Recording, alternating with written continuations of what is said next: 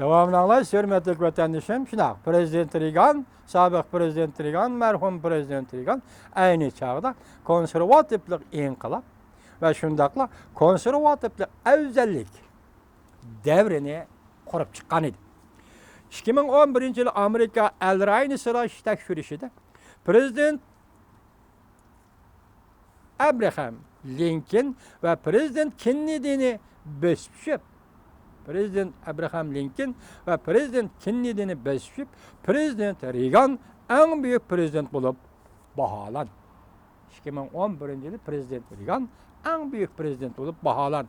Prezident Trump saylam jarayonida her bir kuchni ta'kidladi. Ve Amerika'nın yani bir qatam kudret tapquzish aqliyesine to'ldi. Navbatdagi Prezident Trump saylam jarayonida harbiy kuchni ta'kidladi. Ve Amerika'nın yani bir qatam kudret tapquzish aqliyesine to'ldi. Prezident Trump bilan Prezident Reagan'ning qudratli Amerika şuarı bir yerden çıktı. Navbatdagi Prezident Trump bilan aynı çağdaki merhum Prezident Reagan'ning iddiaları bir yerden çıktı. Belki Prezident Trump'ның zor ko'lamda bosh qisqartish ve iqtisodiy cheklimlarni qo'yib o'tish siyosati kishilarni 20. asrning 80-yillarda Prezident Reagan iqtisodshunasligini o'ylashga yetakladi.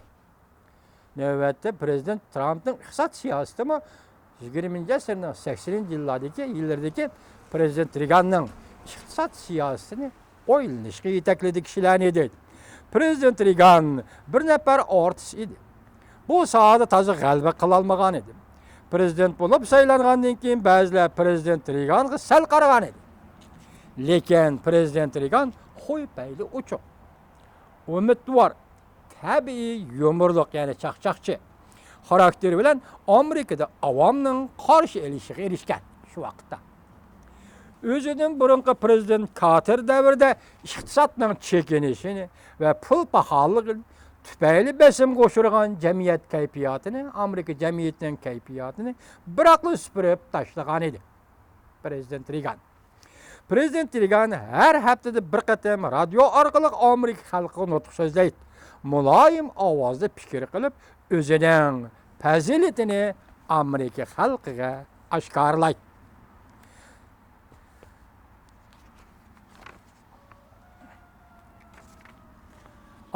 Gerçi o teşebbüs kılgan siyasetler, mesela Prezident Reagan şu vaxtda teşebbüs kılgan siyasetler köp allada münazara kozgusu mu, lekin illik ve samimiyet təsirat kaldırıp kişilerine çonqur oyga salat. Angliyanın şu çağdaki veziri Thatcher hanım Prezident Reagan bilen kol tutuşup soğuk münasebetler uğraşını ahırlaştırgan ittifakdaşlık münasebetini nurgun kişiler bildi. Bazar iqtisodiga e'tibor berish iddisiyati ko'p kuch chiqargan Thatcher xonim aslimisida bunda qizg'an edi. Prezident Reagan bilan suhbat qursam buyuk g'oya va qimmatga qarashlari jihatda o'xshash ekanligini his qilasan va men shundoq his qilatdim deb yozgan.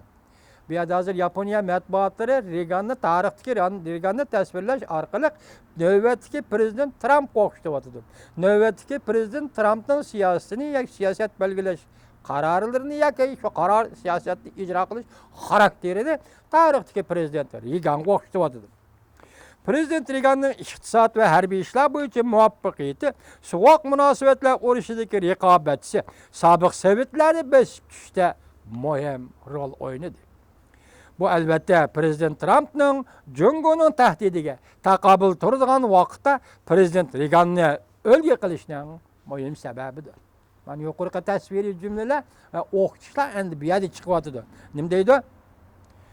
Bu albatta Prezident Trump'ның Jungo'ning tahdidiga taqobil turadigan vaqtda Prezident Reaganni o'lga qilishning muhim sababidir. Sobiq Prezident Obama xalqaro moslashtirish yo'lida ojiz keldi deb qaraldi. Aksicha bo'lganda sobiq Prezident Obama xalqaro moslashtirish yo'lida ojiz keldi deb tanqidlandi. Aksicha bo'lganda sobiq Prezident Obamaga o'z iddiasida ching turgan bir rahbar bo'lib qoldi deb qaraldi. agar iddia qudratlik Amerika qurishning manbai bo'ladiganlar bo'lsa, prezident Trump balki nishonni belgilagandan keyin uni izchillashtiradigan birdan-bir prezident bo'lib qoladi. Demak, qudratlik iddia, qudratlik Amerika qurishning manbai bo'ladiganlar bo'lsa, navbatda prezident Trump nishonni belgilagan, iddiyani to'g'rilagan Amerika tarixi birdan-bir prezident bo'lib qoladi. 70 bo'lib qoladi deydi. Oxirgi zamon qurollar oshkorlandi.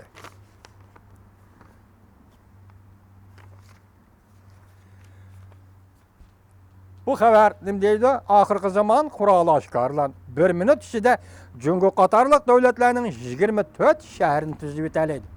Va yuqori xabar tugdi, men shuna davomi. Mavzuli xabar 1-oyning 22-kuni Dovi torbiti e'lon qilindi. Xabar mundaq boshlandi. Rais Xi Jinping yangi unvon qo'shildi. Jungoda butun xalq urushga tayyorlik qilishga boshladi. Mavzuli xabar 1-oyning 23-kuni Vanbi torbitida e'lon qilindi. Xabar mundaq boshlandi. Demak, oxirgi zamon quroli e'lon oshkorlandi. Amerika yasab chiqqan bir qurol hozirgi vaqtda Jungo qatorliq davlatlarning 24 shahrini 1 minut ichida birtirib qila oladigan qurol oxirlandi, oshkorlandi deyildi. Bu xabar oxirgi zamon qurol oshkorlandi 1 minut ichida Jungo qatorliq davlatlarning 24 shahrini tuzib o'tadi deyil. Men buni qisqartirib ikki jumlalar o'tirib qo'ydim. Qayta o'qishning najoti bo'lmadi. Endilikdagi yana bir xabar. Rais Xi Jinping yangi unvon qo'shildi. Jungoda butun xalq urushga tayyorlik qilishga boshladi. Rais Xi Jinping yangi unvon qo'shildi. Jungoda butun xalq urushga tayyorlik qilishga boshladi. Mavzuli xabar 1-oyning 23-kuni Vanvi torbitida e'lon qilindi. Xabar mundaq boshlandi. Navbatda partiya armiyaning rahbari bo'lib turgan Rais Xi Jinping yana bir vazifani ustiga oldi.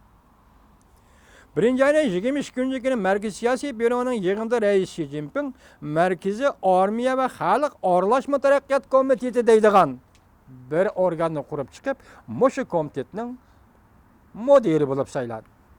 Kuzatuvchilar bu harakatni Jungoda harbiy ishlarni isloh qilishning xalqlik bir qadami, hatto ba'zilar bu ishni armiya bilan xalq urushga tayyorlik qilishning alomati deb ko'rsatdi. Bundan biron necha guruhi boshliq bo'lib turgan markaziy hukumat islohotini umumyuzlik cho'nqurlashtirish guruhining boshlig'i, Markaziy harbiy ishlar davlat mudofaasi va harbiy ishlar islohot rahbarlik guruhining boshlig'i, Markaziy torbat bexatarligi va uchirlashtirish guruhining boshlig'i, Markaziy tashqi ishlar davlat mudofaasi guruhining boshlig'i qatorliq vazifalarni atqurib kelayotgan Rais Xi Jinping endi nima deydi? Bir boshliq, ya'ni armiya bilan xalq aralashma komitet deydigan bir komitetni markaziy hukumatda qurib, bu komitet ham o'zi rais bo'ldi dedi. Bu yerda demoqchi bo'lganim, bu aralashma komitet armiya bilan xalqning aralashma komiteti degan bu komitet urushga tayyorlik qilishning bir belgisi bo'lib qoldi deb ko'rsatdi yana ba'zi tahlilchilar.